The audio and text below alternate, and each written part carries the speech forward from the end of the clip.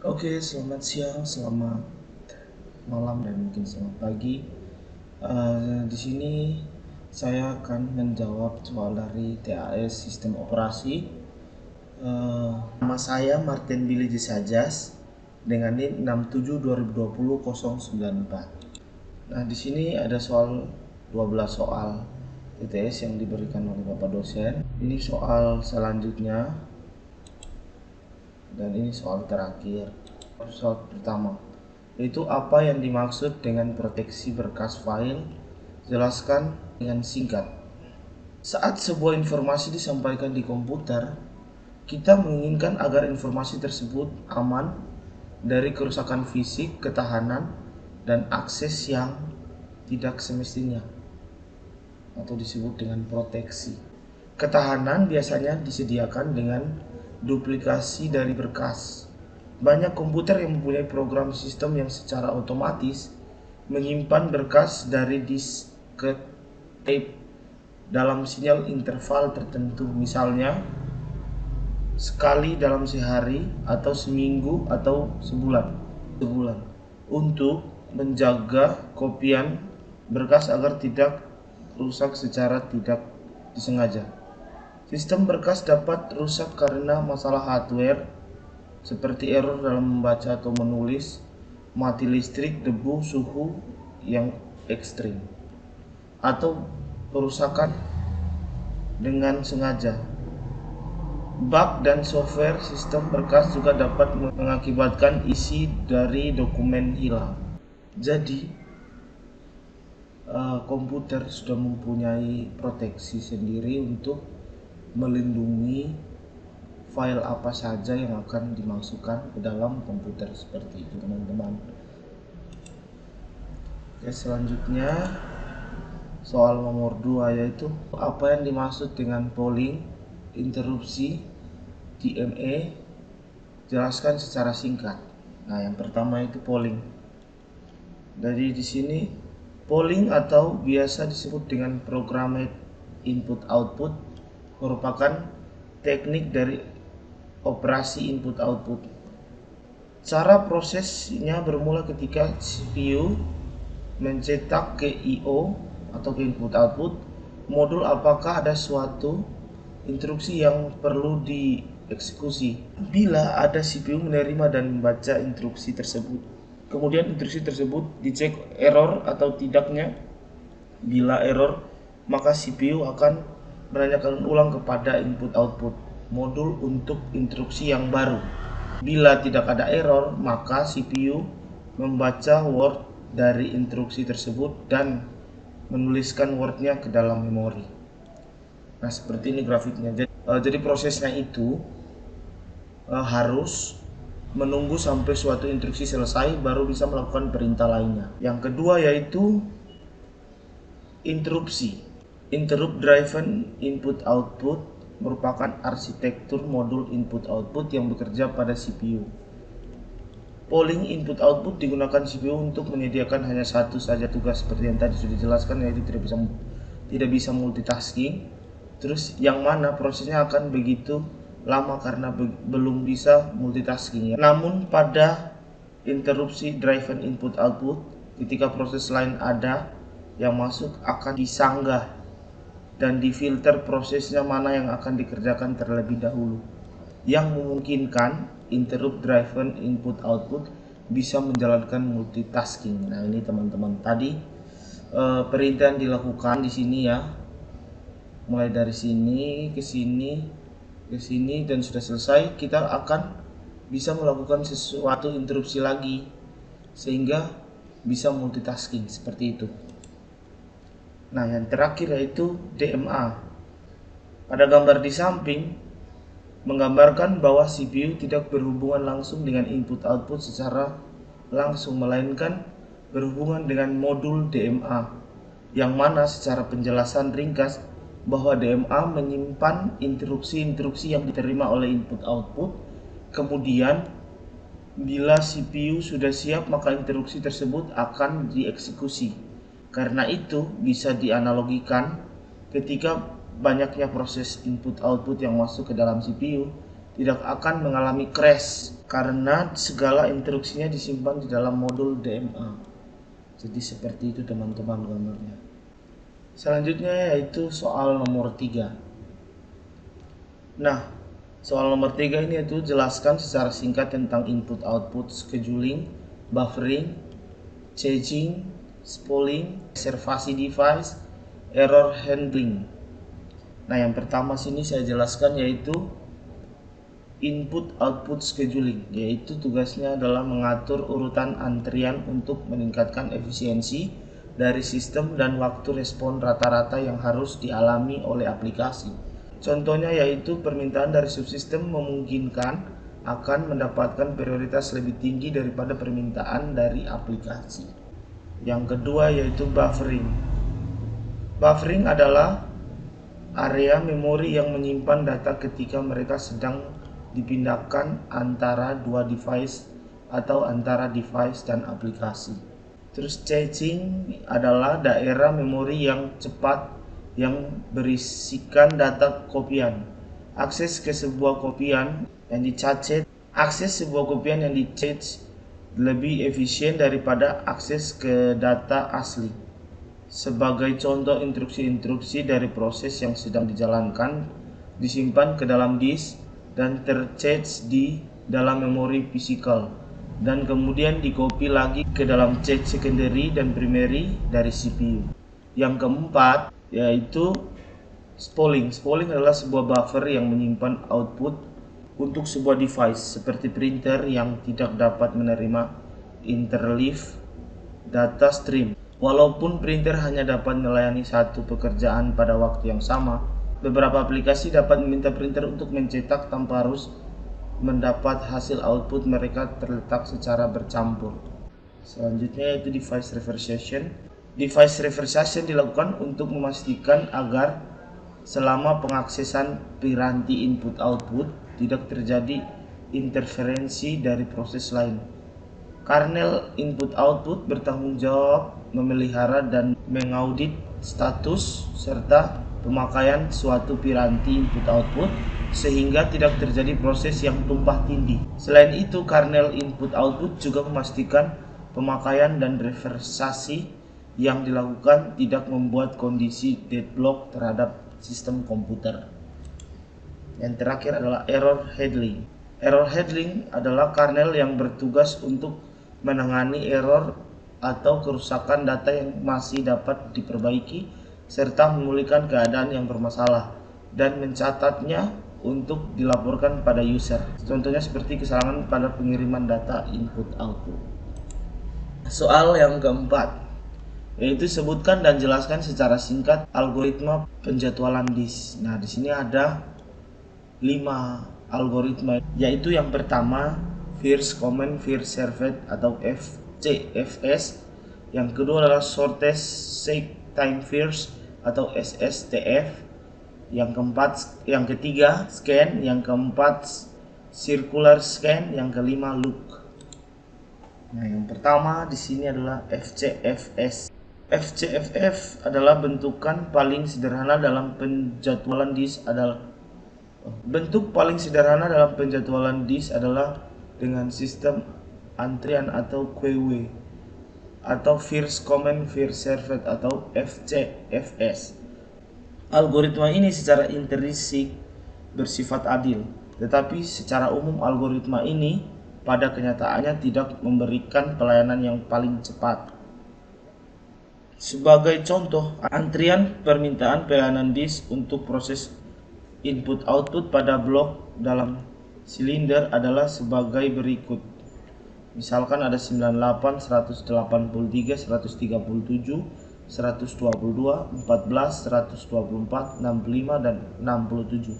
Jika head pada awalnya berada pada 53, maka head akan bergerak dulu dari 53 ke 98, kemudian ke 183, ke 37, 122, 14, 124, 65, dan terakhir 67 dengan total pergerakan head sebesar 160 silinder. Dan yang kedua adalah penjadwalan SSTF. Algoritma ini memiliki permintaan dengan berdasarkan waktu pencarian atau seek time paling minimum dari posisi head saat itu.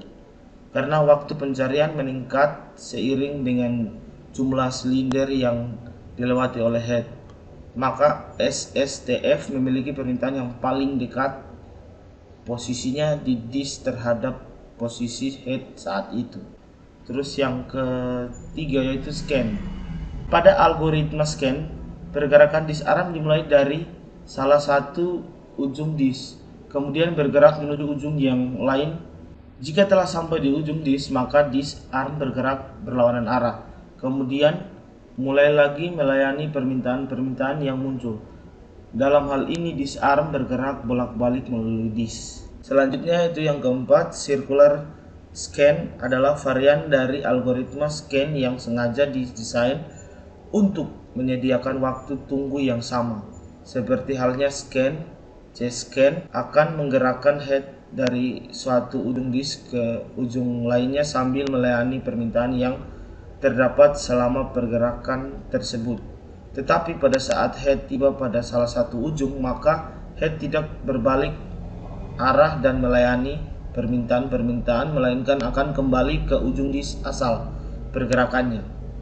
Jika head mulai dari ujung 0, maka setelah tiba di ujung disk yang lain, maka head tidak akan berbalik arah menuju ujung 0, tetapi langsung bergerak ulang dari 0 ke ujung satunya lagi. Dan yang terakhir yaitu loop. Scan dan C-scan menggerakkan disk arm melewati lebarnya seluruh disk. Pada kenyataannya algoritma ini tidak diimplementasikan atau pergerakan melewati lebar seluruh disk. Pada umumnya arm disk bergerak paling jauh hanya pada permintaan terakhir pada masing-masing arah pergerakan, kemudian langsung berbalik arah tanpa harus menuju ujung disk. Versi scan dan C-scan yang berperilaku seperti ini disebut loop scan dan loop C-scan, karena algoritma ini melihat dulu permintaan-permintaan sebelum melanjutkan arah pergerakannya. Oke, soal yang kelima. Apa yang dimaksud dengan sinkronisasi, race condition, dan critical section? Jelaskan secara singkat. Sinkronisasi merupakan suatu proses secara bersama-sama dan saling berbagi data bersama dapat mengakibatkan race condition atau inkonsistensi data. Sinkronisasi diperlukan untuk menghindari terjadinya ketidakkonsistenan data akibat adanya akses secara konkuren. Proses-proses tersebut disebut konkuren jika proses itu ada dan berjalan pada waktu yang bersamaan. Nah, masalah-masalah yang terjadi di sinkronisasi ini adalah race condition sama critical section.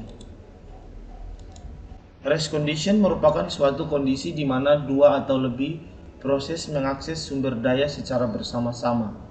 Cara menghindari race condition: jika suatu proses sedang menjalankan critical section, maka proses lain tidak bisa masuk ke dalam critical section tersebut.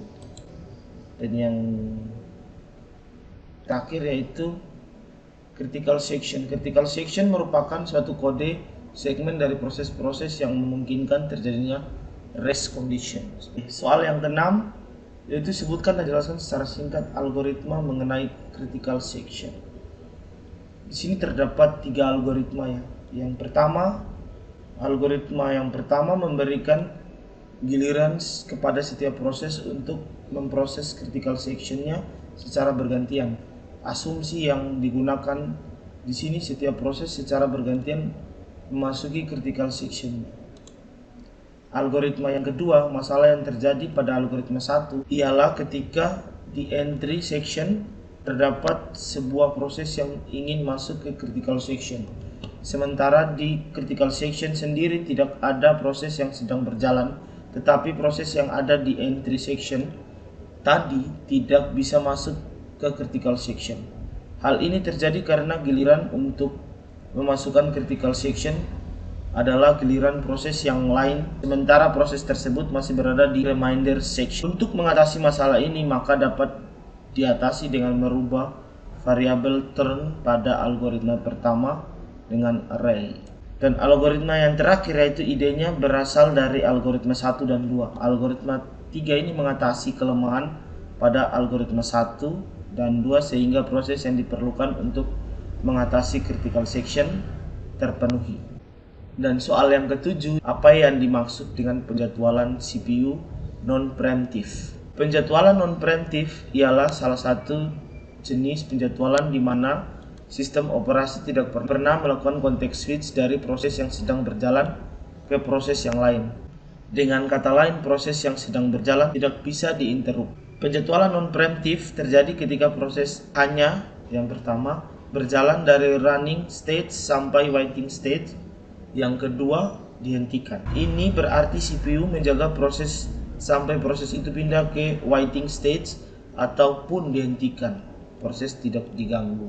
Soal yang ke-8 yaitu sebutkan apa saja algoritma penjadwalan. Algoritma penjadwalan di sini terdapat 6 algoritma, yaitu yang pertama FCFS atau First Common First Server. Yang kedua SJF atau Shortest Job First. Yang ketiga yaitu Priority Scheduling. Yang keempat Round Robin. Yang kelima Multi-Level QW. Yang keenam multi-level feedback QW. Soal yang kesembilan yaitu jelaskan apa yang dimaksud dengan deadlock dan starvation serta berikan contohnya. Deadlock ialah kondisi di mana proses tidak berjalan lagi ataupun tidak ada komunikasi lagi antar proses. Salah satu contoh sebuah deadlock adalah seperti ini. Proses A menunggu CD-ROM, terus prosesnya berjalan, proses B menunggu scanner. Nah, dan yang step selanjutnya proses A meminta scanner tanpa melepaskan CD-ROM masuk ke status waiting. Terus proses B meminta CD-ROM tanpa melepas scanner dan masuk ke proses waiting juga. Di situ terjadi saling tumpuk menumpuk perintah dan akhirnya terjadilah deadlock. Nah, yang selanjutnya adalah starvation. Starvation adalah kondisi yang biasanya terjadi setelah deadlock. Proses yang kekurangan resource atau karena terjadinya deadlock tidak akan pernah dapat resource yang dibutuhkan sehingga mengalami starvation atau kelaparan. Namun starvation juga terjadi tanpa deadlock. Hal ini ketika terdapat kesalahan dalam sistem sehingga terjadi ketimpangan dalam pembagian resource. Suatu proses selalu mendapatkan resource sedangkan proses yang lain tidak pernah mendapatkannya. Selanjutnya itu soal ke-10 teman-teman. Yaitu ada 3 buah proses X, Y, dan Z datang secara bersamaan pada waktu 1 ms. Proses X memiliki burst time 22 ms. Proses Y memiliki 5 ms dan proses Z memiliki burst time 3 ms. Dan perintahnya di sini adalah hitunglah waiting time rata-rata dan turnaround time rata-rata dari ketiga proses dengan menggunakan algoritma FCFS. Di sini saya masukkan ke dalam tabel, yaitu sini prosesnya adalah X, Y, dan Z. Ini waktu datangnya atau waktu datangnya di sini adalah satu semua bersama-sama, dan burst time-nya di sini X 22, Y 5, dan Z 3.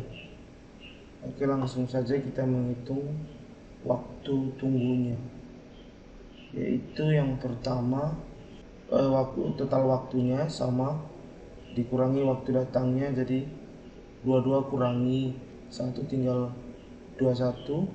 Terus yang Y sama 5 kurangi 1 sama dengan 4, dan 3 kurangi 1 sama dengan 2. Semuanya ini dijumlahkan untuk menghasilkan waiting time atau rata-rata waktunya, yaitu dijumlahkan semua 27 karena semua proses yang terjadi ada 3, jadi dibagi 3, jadi 27 bagi 3 sama dengan 9 satuan waktu. Dan untuk waktu rata-rata tunggu Itu sama saya rasa teman-teman, karena di dalam FCS ini nggak ada kuantum. Nah, selanjutnya yaitu soal ke 12.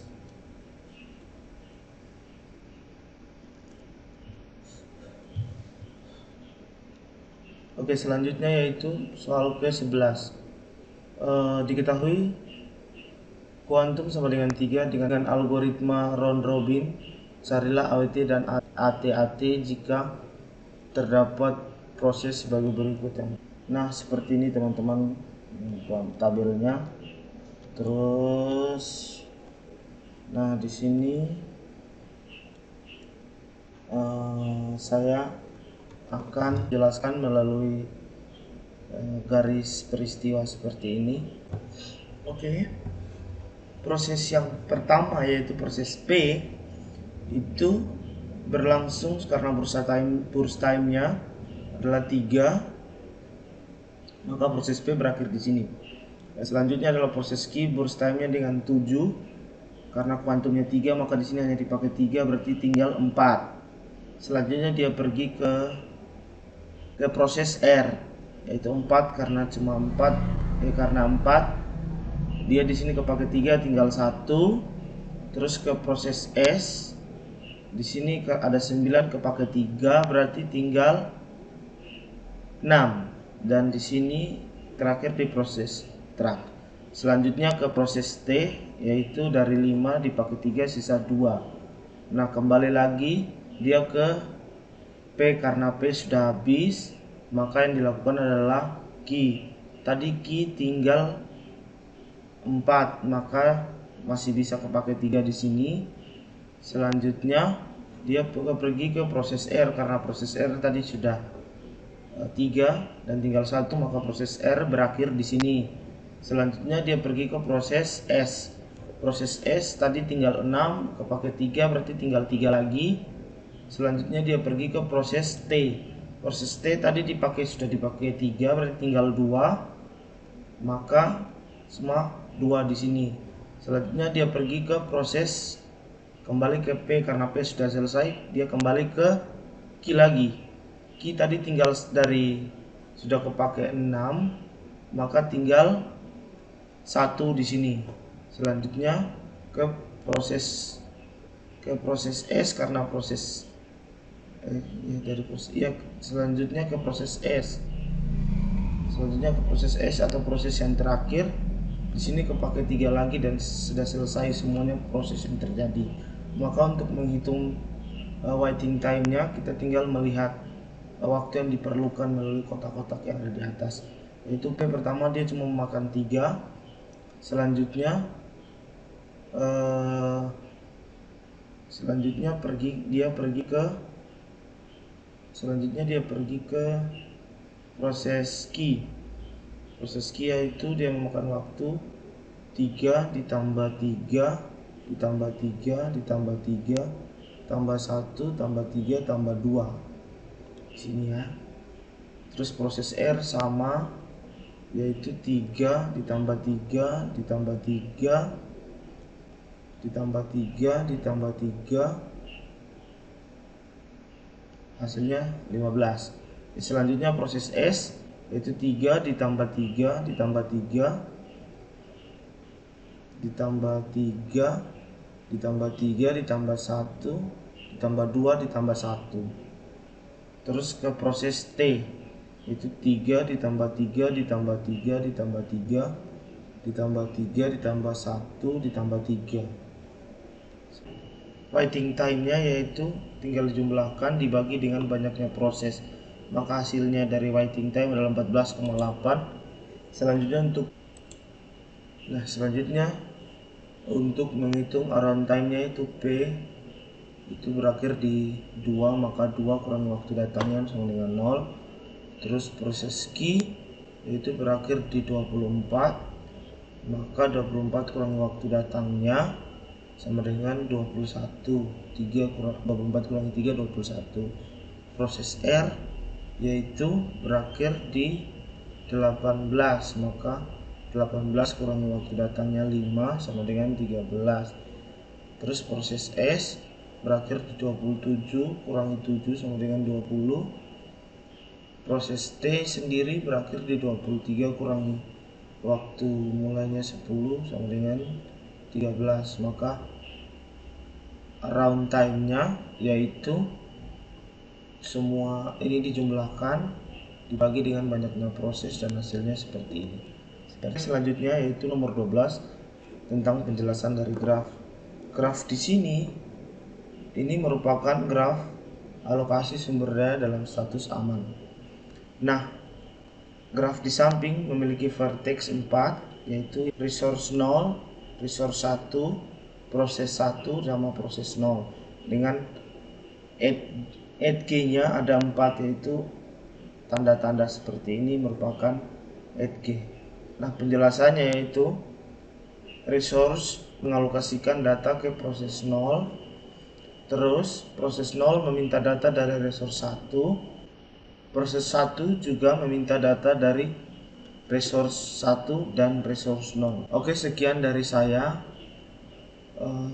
Jika ada salah kata atau masih kurang karena saya juga masih belajar, saya mohon maaf atas kekurangan yang ada. Terima kasih.